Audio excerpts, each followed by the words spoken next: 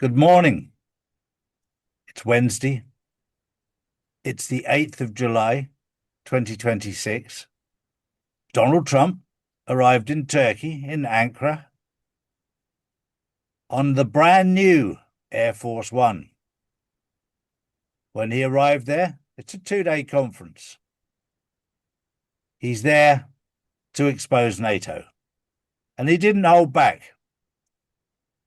Very interesting, the whole dynamic as he sat there with Erdogan, and they heaped praise on one another.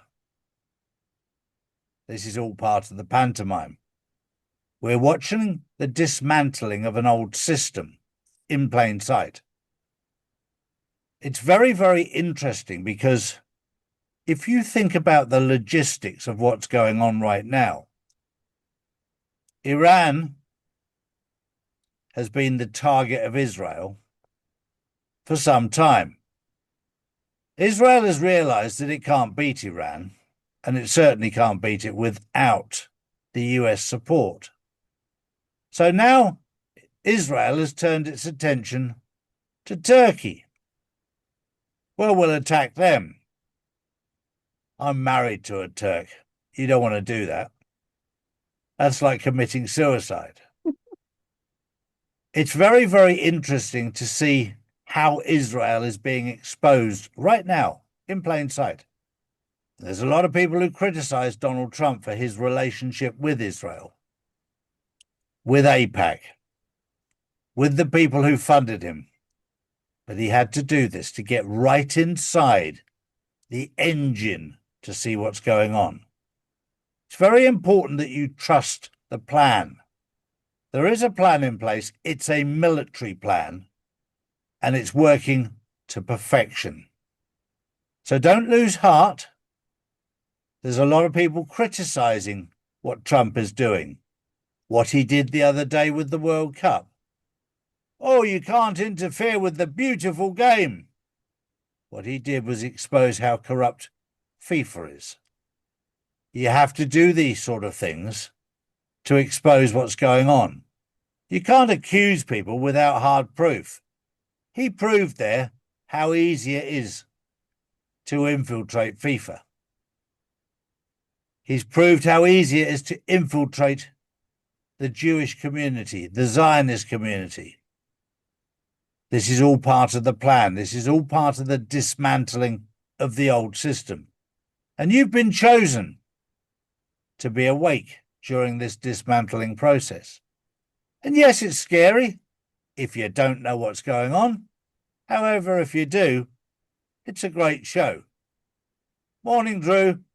Good morning, Charlie. Good morning, everyone. Well, in the show, French President Emmanuel Macron has begun a 3-day state visit to the United Kingdom.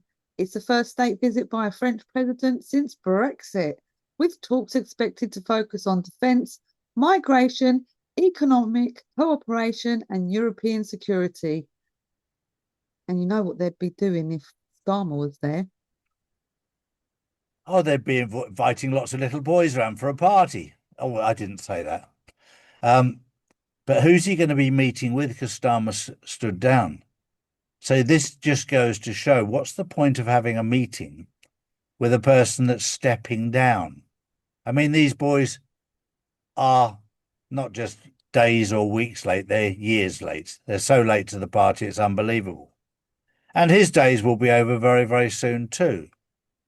My next story is also interesting in the way that it's happened. Yesterday, we saw Nigel Farage stand down as a member of Parliament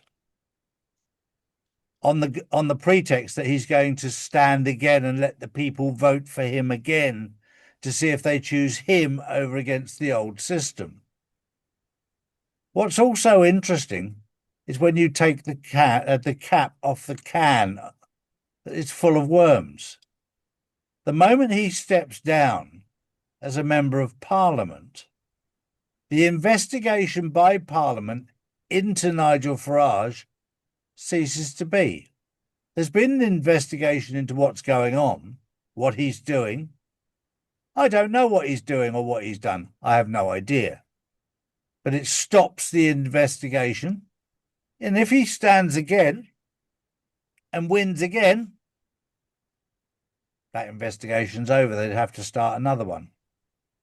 The timing of everything is incredible, but it's all part of the pantomime.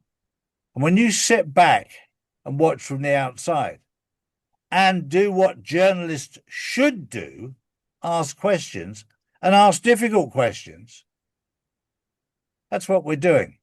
We're asking the questions. We don't know the answer. But it's very interesting that when we ask certain questions, the moment they laugh in your face, you know they're hiding something. Whatever, I don't know. But it's about time we started asking some very serious questions. True. Next up, regional security remains in focus following recent Chinese military activity in the Pacific. Defense officials across the Indo-Pacific continue to monitor developments as concerns persist over regional stability, freedom of navigation, and military readiness. Well, there's a lot of things going on here, and the Chinese military is just showing its hand. The Americans have always had a far bigger mouth than Russia, China. We're the greatest. We're the best. Nothing can compare. The reality is you only have to visit China, visit Russia, to realize that America is the greatest when it comes to obesity. And that's about where it ends. When it comes to military hardware, China's probably 20 years ahead, and so is Russia. That's a big pill for the American people to swallow. But I know more than a lot of people because I've done an awful lot of research. Yes, America is a big dog, but it's a bit lame at the moment because the operating systems that China and Russia have probably 20 years ahead. Their defense systems are off the scale. What we're seeing is a leveling of the playing field. China and Russia, unlike America, don't attack other countries. They operate in a different manner. For an example, if you take Cambodia, the Chinese wanted to help Cambodia. They wanted to help Phnom Penh. What they did was they built a huge casino there because they know the Chinese like to gamble. That brought in a tremendous amount of people, Chinese people, who wanted to gamble. It completely kick-started their economy in Phnom Penh. They do things very, very differently. Yes, they'll help out, but they don't have preconceived plans as in, you have to do this for us to do this. They come in and help. And yeah, they may well ask for your assistance 10, 20, 30 years down the line based on the fact that they helped you. And we're all a bit like that. If we help people, we expect them to help us when we need it. My final story is quite a sad one. If you know anything about football, there was a very, very talented footballer from Wales called Mark Hughes. Played for Manchester United. Great footballer. An incredible human being. A very honourable man. His son, Alex, aged 38, died this week of a brain hemorrhage. Now, if you believe the narrative rather than the truth, the narrative is, well, he was hit by a cricket ball in the neck 12 years ago. And they're blaming that. So I asked a very, very simple question of people close to the family. Was he vaccinated? Oh, you can't ask that question. Who do you think you are? Well, I said, I'm the same person that you asked if I was vaccinated so I could travel 6 years ago. And you didn't have a problem asking me that question all those years ago, did you?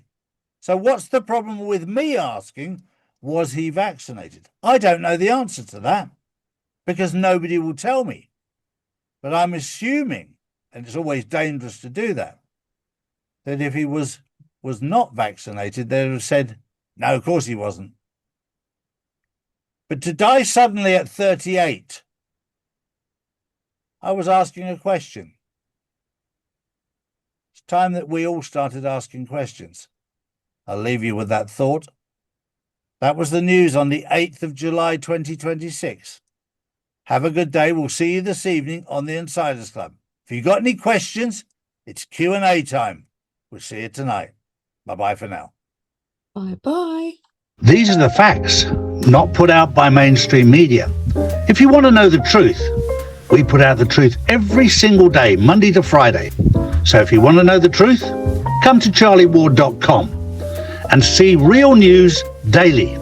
And join the Insiders Club, which is live on Wednesdays and Saturdays. Global tensions are rising, markets are unstable, and currencies keep losing value.